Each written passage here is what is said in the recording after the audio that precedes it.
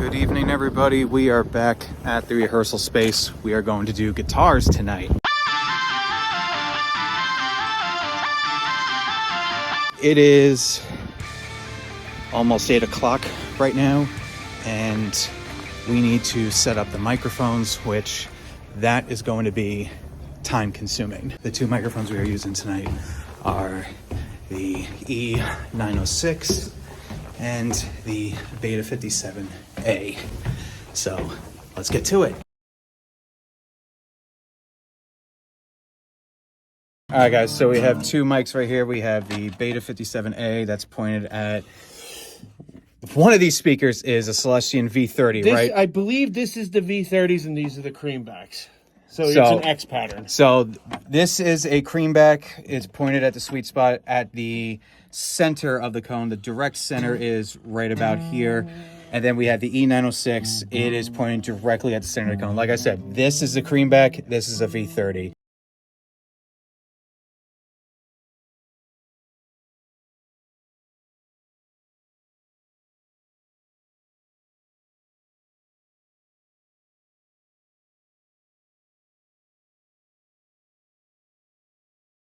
For you guitar nerds out there, here's his pedal that we're working with.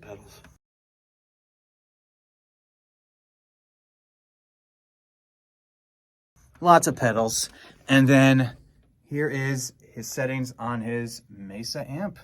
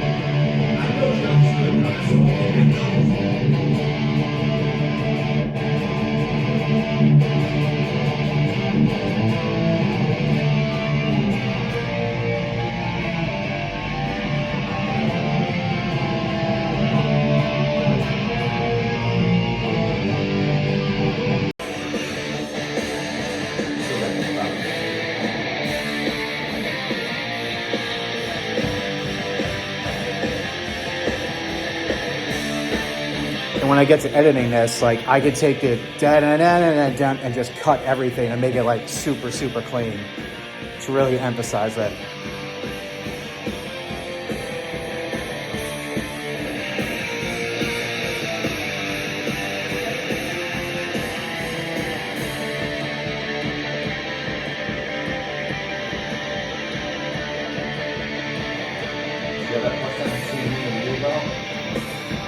You're playing higher than that. Sounds fucking good.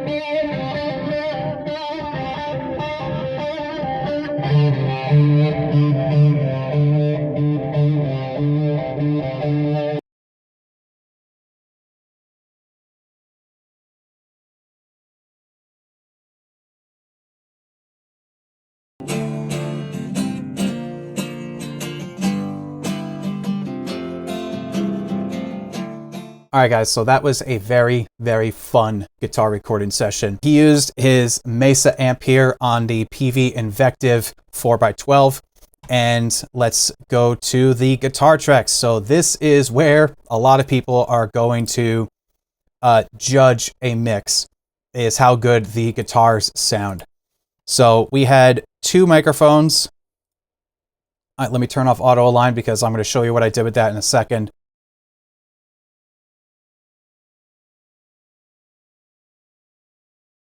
We had a Beta 57A on one of the speakers, and then we had the Sennheiser 906 on the other speaker. And again, I showed you where I mic'd him. So here is the result of the 57. Let's go to where one of the choruses are.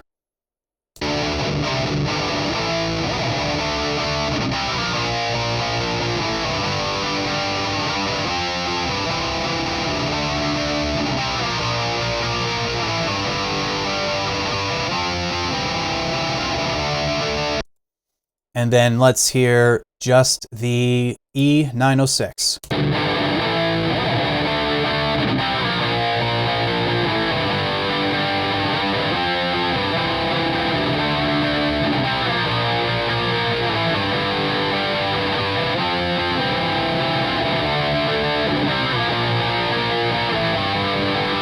So obviously we have two very unique, different sounds that we're getting from both mics.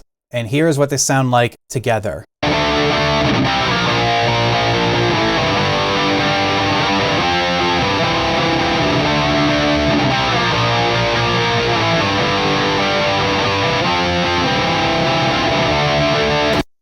So you can hear that they're not perfectly in phase with one another, and that's where auto align comes in. So what you do with auto align is you load up auto align on both tracks.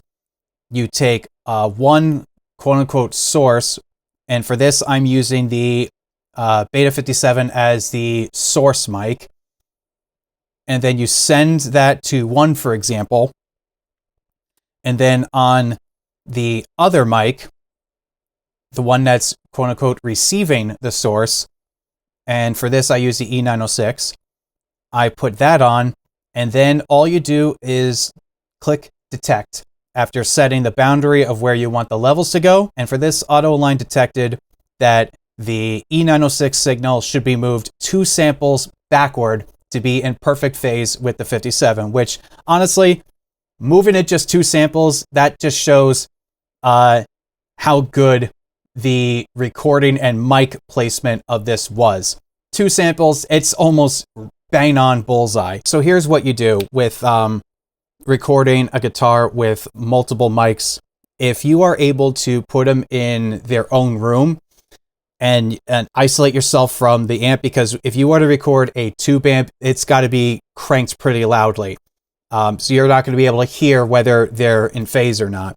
So what you do is you isolate one mic, and then you flip the phase of the other mic, and then you pot them up and see if they cancel each other out. The closest you can get to canceling the phase out of both mics, the better the placement of the microphones are. Now, if you're capturing the room, you're obviously not going to use this technique. If you want the room, you want the reverberation of the room.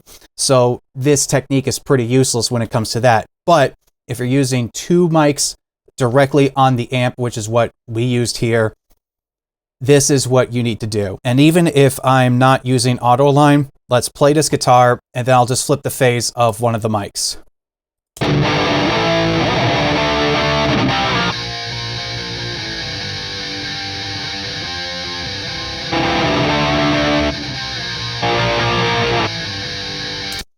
That very thin, almost like it's not their sound, that's what you want. So again, before you lay down your guitar tracks, if you're able to isolate yourself from the amp in its own separate room, do that, and you'll have a much cleaner sounding recording. And you won't need to use auto align. But most of you have one room to record everything in, so unfortunately, you're going to have to use something like auto align, or zoom in all the way and just manually move the waveforms. So let's go, let's turn it on, and then we'll do an A and B. So here is both guitars with auto align off.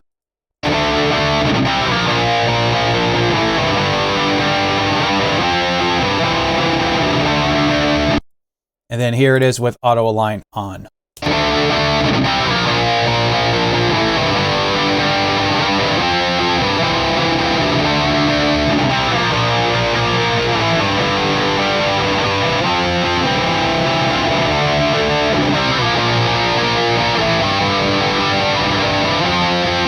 You hear how much more full and how much more like punch the upper high end has. It's just incredible. So let's apply that same logic now to all the rest of my guitar tracks. So that's just one rhythm track. We have 2 rhythm tracks here. So let's pan these hard left and hard right. And then let's turn on everything else. And then let's hear the chorus.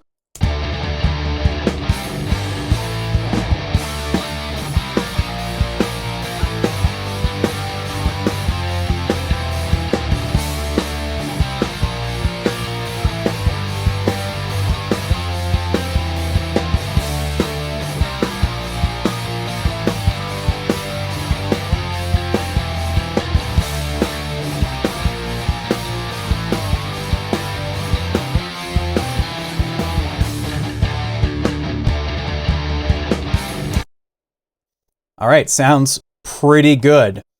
So let's go through the rest of the guitars that we have. So I have a 3rd rhythm track that we did here. And this rhythm track was played, definitely don't want to arm and record that. This rhythm track was played by Uncle Menace, and he was playing a different pattern with the rhythm tracks, and he was playing with a different guitar. So the best practice in recording guitars is you want as much of a different and diverse option of tones to make your whole track sound fatter. Now, as you heard, we did the main rhythm tracks, the main foundation tracks, the same exact way, same guitar, same player, same mic placement, same everything. That's okay, and there's nothing wrong with that. But the 3rd rhythm track, which was played by Uncle Menace, he used a different guitar. Same amps, same amp settings, same pedal board settings and everything. He just used a different guitar with different pickups. And here's how that sounds. Again, using the same auto-align technique.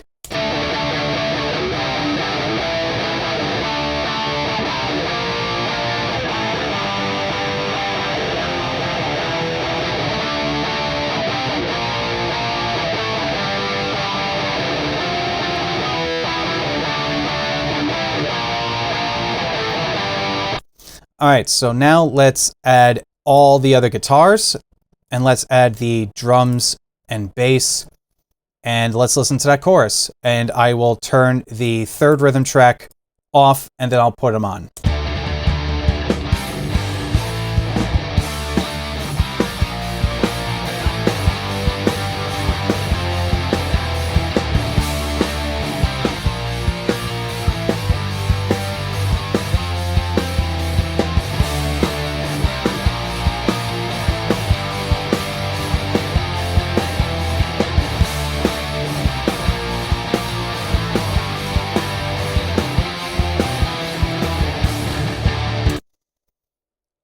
All right, sounds really, really good. So I did say at the beginning of this project that I would only use amp sim guitars if it was absolutely necessary, and we really just had no other option. So we did use 2 instances of an amp sim. Let me just confirm that. Yeah, we only used an amp sim on these little licks right here. So this was after everything was recorded, and we came back and we're like, you know what, maybe we should add a little something there. And I'm like, ugh. So instead of miking everything up, I told him to just go direct. So I admit that on my part, this was a little lazy, but the part itself is okay.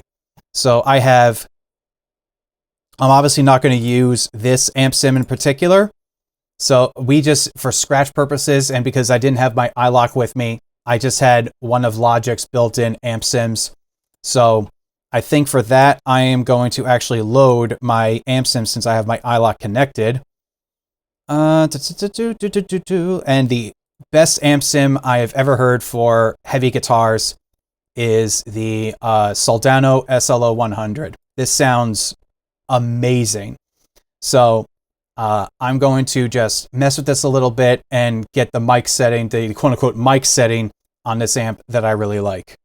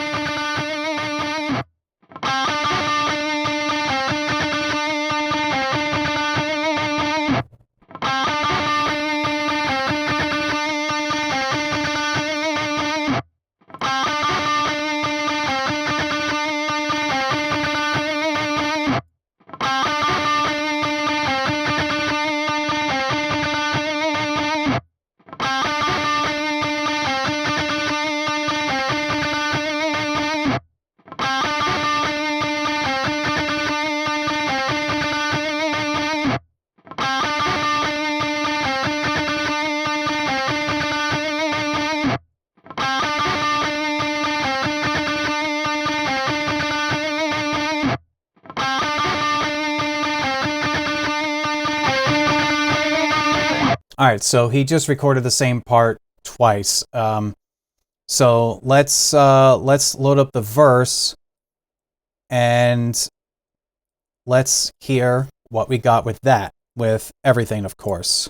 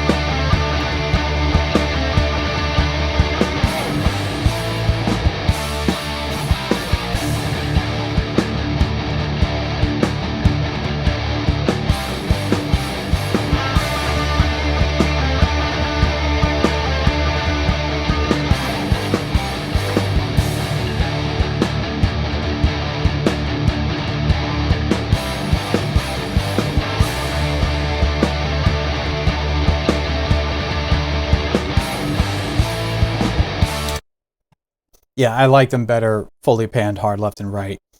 So now let's go to other guitars. This is, let's see. We have some chorus guitars here.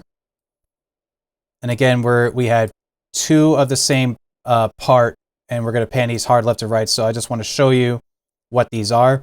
Again, this is all also using the auto align. And for every instance that you do this, we want to make sure that everything is perfectly in phase. So if I just copied this auto align setting from here to here, auto align thinks that this should have been moved 3 samples up instead of 2 samples down. So always make sure, because I believe Spencer accidentally bumped into the microphone and moved it a little bit. So once I adjusted it, it's not, exactly where it was before. So just make sure that you always do this for every instance of rhythm guitar and whatever guitar tracks that you do.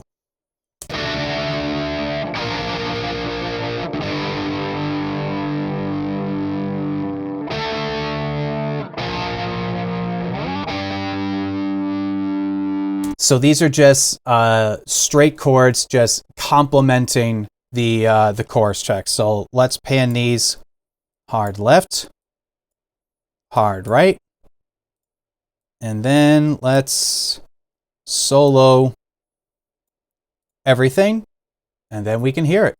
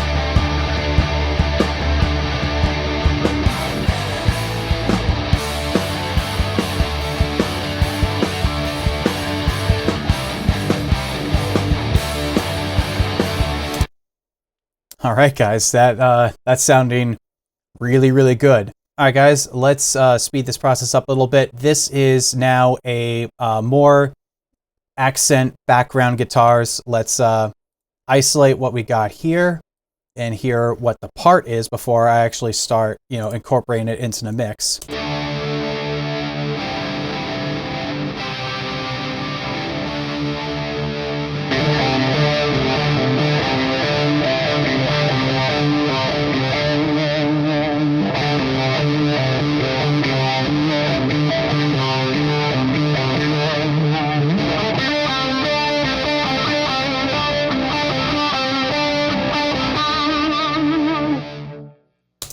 So that's going to lead right into the solo, which is this.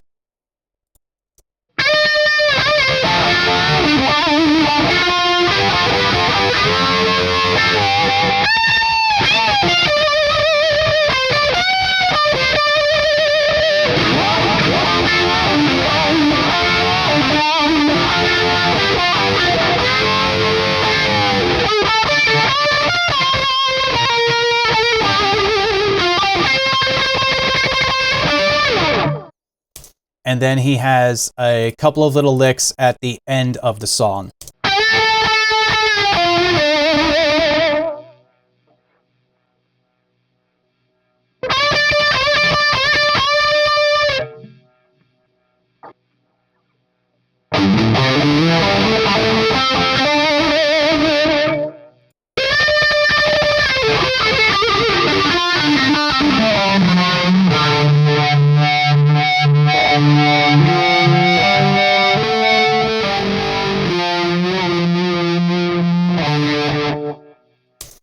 So there's going to be a couple parts here where I fade out. So this part right here as the final, like, bow, bow, bow, bow, when that part starts kicking in, this is going to fade out. So we're going to do all that in the editing phase. But for now, let's listen from the, let's just take a listen to basically the whole second half of the song here. Let's listen from the bridge into the solo, and then we're going to listen to the entire rest of the track.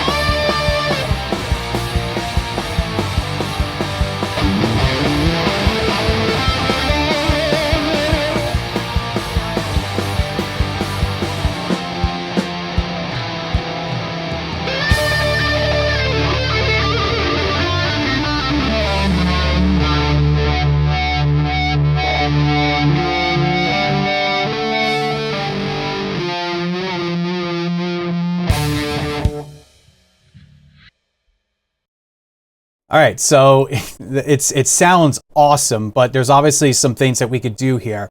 I want to address one thing with the drums real quick.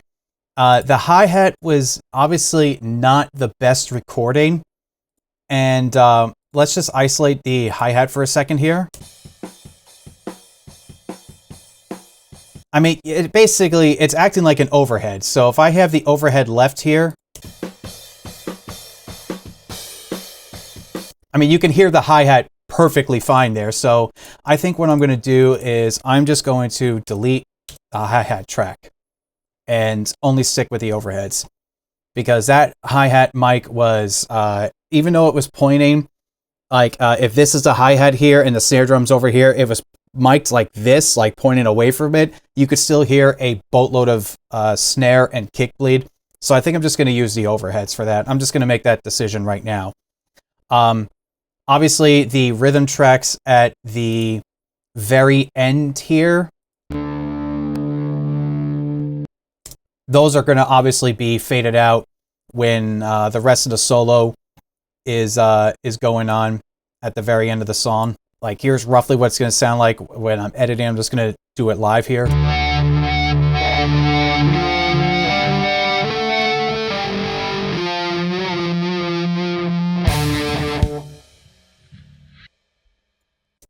So I'm going to do that. That's all going to be in post.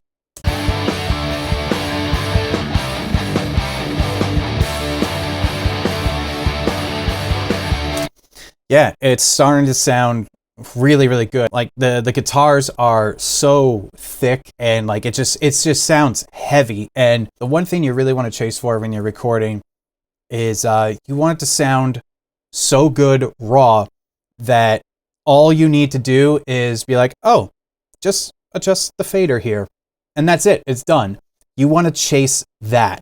And obviously nobody's perfect, so even the best engineers in the world, very rarely do they actually say, oh, I just need to adjust the fader and I'm done. One of my favorite stories is when Chris Lord-Alge was playing the raw tracks from the Green Day American Idiot record at NAMM, I think, or he was giving a conference, and everyone was looking around like, dude, these are the raw tracks? It sounds just like the record. Like, what did he do to it? And that's what you want to chase. Like, you want raw tracks to sound as good as possible. So that makes the mixing process easier, which will then make the mastering phase easier, which will make your product sound a whole lot better.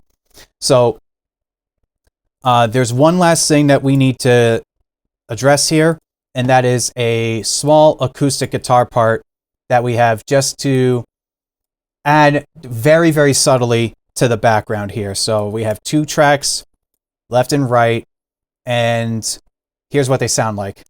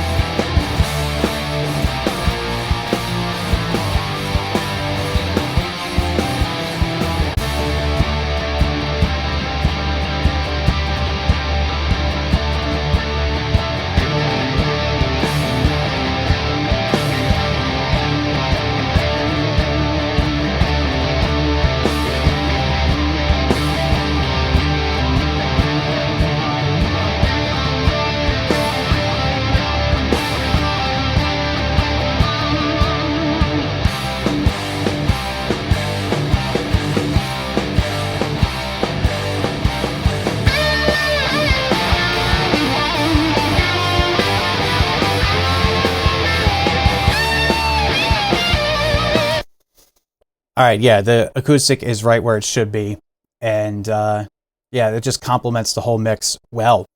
So as you can see, guys, in Logic, we have all the instruments done. So all we need to do, guys, is talk about vocals, which will be in the next video. Catch you then.